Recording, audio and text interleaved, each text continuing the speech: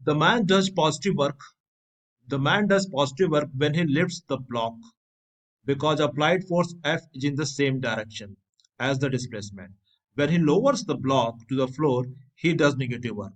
Man अगर किसी block को ऊपर की तरफ उठा रहा है तो वो पॉजिटिव वर्क करता है, जैसे कि यहाँ दिख रहा है, क्योंकि फोर्स जो है ऊपर डायरेक्शन में लगा रहा है, ये देखो ऊपर डायरेक्शन में फोर्स लग रहा है, और जो डिस्प्लेसमेंट हो रहा है वो भी उसी डायरेक्शन में है। तो फोर्स एंड डिस्प्लेसमेंट दोनों आपका सेम डायरेक्शन में है।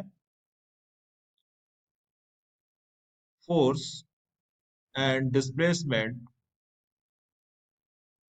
सेम डायरेक्शन में है। इसका इस कारण वर्क डन जो होगा लिफ्ट करने में वो आपका पॉजिटिव है। ओके, वो आपका पॉजिटिव वर्क डन है। लेकिन अब हम रिवर्स आते हैं, मतलब उसको ब्लॉक को हम नीचे की तरफ रख रहे हैं, अगर इस डायरेक्शन में अगर आप आ रहे हो ब्लॉक को नीचे, तो वर्क डन जो होगा आपका वो निगेटिव हो जाएगा। वो कैसे होगा? क्योंकि आप जब ब्लॉक को रख रहे हो ना नीचे, तो भी आप फोर्स ऊपर ही लगाओगे, फोर्स आप ऊपर ही लगाओगे, जब रखोगे जमीन पे तब भी।